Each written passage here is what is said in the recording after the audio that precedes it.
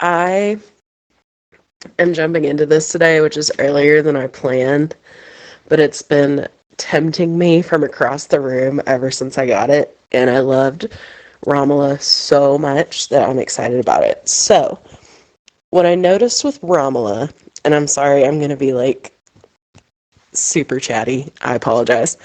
I immersion read most of it, or physically read what I didn't immersion read, and I kind of rushed the end because I was trying to finish by the live show.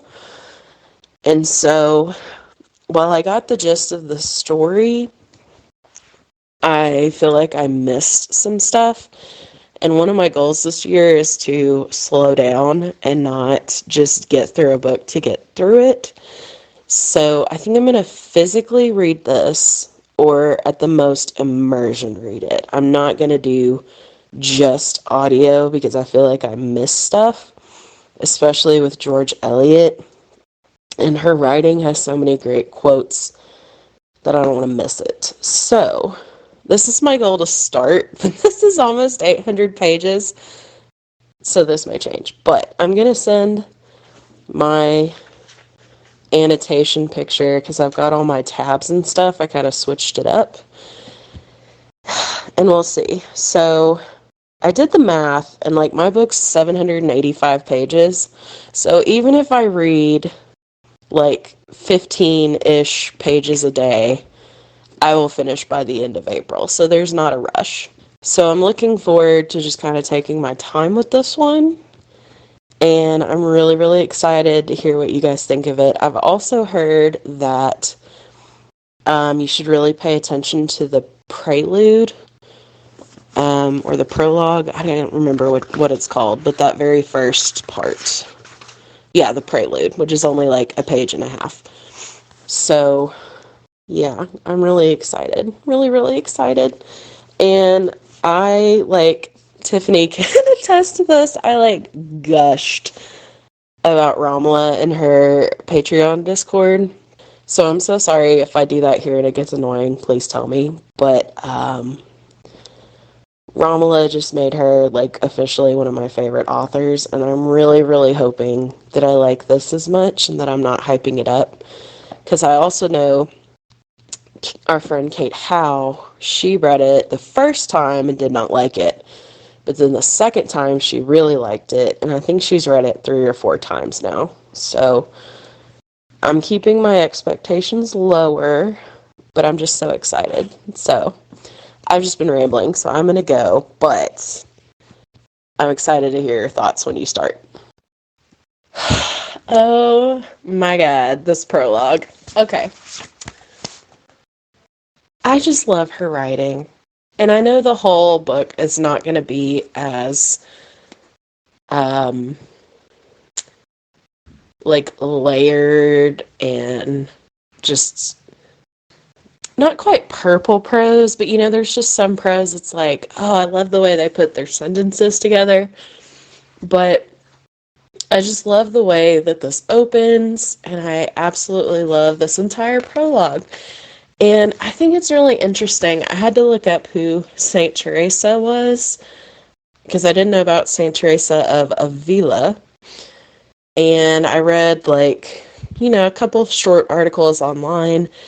And then I went back and read the Prelude, and it just kind of blew my mind. Like, I'm not going to be super analytical. I don't have the energy for that. And I read for fun. But I love that she used her story, and I think it's interesting that this is the opening to this book. I don't know a ton about Middlemarch, but I know it's about reform. And it's really interesting that she used Saint Teresa, because from what I've read about her, she's the patron saint of missions and florists, and she was a Christian mystic, and apparently she was the originator of the Carmelite reform. So yeah, I just thought that was kind of fascinating. And one of the reasons I love George Eliot is because she was an atheist, but she writes religion and religious figures in such a lovely way. And I feel like she's very realistic about it. Like, you're going to have all sorts of people in every religion, good, bad, abuse power, just want to do the right thing. And I just think it's really interesting that she opened with this. So I'm just kind of like rambling and on a tangent, but I just love the way this opened up. So yay. Okay, yeah, this definitely felt different than the Prelude, but not like in a bad way. I really like how this one's chapter, it's called Miss Brooke. And we really learn so much about Dorothea and Celia. Especially, like, I feel like Dorothea is going to get frustrating. It's like her mind was theoretic and yearned by its nature after some lofty conception of the world, blah, blah, blah. She was enamored of intensity and greatness and rash in embracing whatever seemed to her to have those aspects, likely to seek martyrdom, to make retractions, and then to incur martyrdom after all in a quarter where she had not sought it. And then, like, she liked writing, but she thought about it like she liked it as a pagan, so then she always looked forward to renouncing it. And then the exchange between Dorothea and Celia about their mother's jewelry was so uncomfortable. And maybe I noticed it more because, like, there that I don't like is a huge backwards compliment person, even though she doesn't realize she's doing it. Dorothea kind of feels that way. Like, I marked 2 things here that frustrated me, and it's just, like Celia said, but should you ever wear your jewelry in company? And Dorothea was like, perhaps, she said rather haughtily. I cannot tell to what level I may sink. And then that hurt Celia's feelings. So, but then later, Celia was thinking that Dorothea is not consistent. So I think she's going to be a very realistic character, but a very frustrating character. Okay, I'm going to stop after this one because I need to get back to demons. But I did highlight a couple things in this chapter. I can tell Dorothea is going to be a frustrating character. Celia thought it to herself. She said something like, Dorothea is almost too religious for the family. And I think it's the way, it's not that she's religious, it's the way she's saying it. Kind of like, it's not really what you say, it's how you say it kind of thing. And it cracks me up that Sir John is just completely oblivious that she's kind of into Casaubon. He's like, why would she be interested in a man of 50 when I'm sitting right here? And it just cracked me up.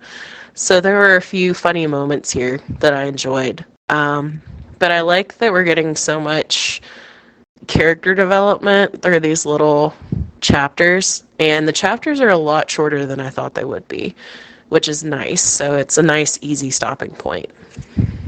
Dorothea really got on my nerves in this chapter. Like, on one hand, I think it's really cute how she's just become enamored with Mr. Casaubon. And it says, because Miss Brooke was hasty in her trust, it is not therefore clear that Mr. Casaubon was unworthy of it. So I think that's a little bit of, like, what is to come. But she's such a jerk to Sir John. And she's so, like, oblivious that he really likes her and not Celia. But I really liked at the beginning, it said, Dorothea by this time had looked deep into the ungauged reservoir of Mr. Casaubon's mind, seeing reflected there in vague labyrinthine extension every quality she herself brought, has opened much of her own experience to him, and has understood from him the scope of his great work, also of attractively labyrinthine extent. So you can see that she's really, like, falling for him. But then, yeah, like with the dog, Sir John took the time to bring her a Maltese, and instead of saying something like, thank you, but we just can't, have a puppy right now, or something like a normal person would say. She's just like, they're too helpless, they're too frail, they're parasitic, I don't like them. And then he just does his best to like cover for it, but it's like that poor little dog. And then he says, you have your own opinion about everything, Miss Brooke, and it is not always a good opinion. And it's like, oh snap. But I also think it's interesting about her plans with the cottages. Life in cottages might be happier than ours if they were real houses fit for human beings from whom we expect duties and affections, or affectations. So I really liked that thought process. Like, she gets in her own head, and she's really frustrating at times, but then at other times she's very kind of progressive, like wanting them to have nice houses because we expect stuff of them, so we should help them back. I really liked that way of thinking. But then she turns around again and kind of frustrates me. So I think it's definitely realistic of someone her age. I think it said she was 19. And you're still forming your opinions about the world, and you're still gaining life experience. But oh my gosh, she's so contradictory, and she's so like one-track mind. And I love that Celia was like, Sir John thinks that she's with him and falling for him, and the whole time she's just not hating him because he's so interested in her plans for these cottages. It just cracks me up.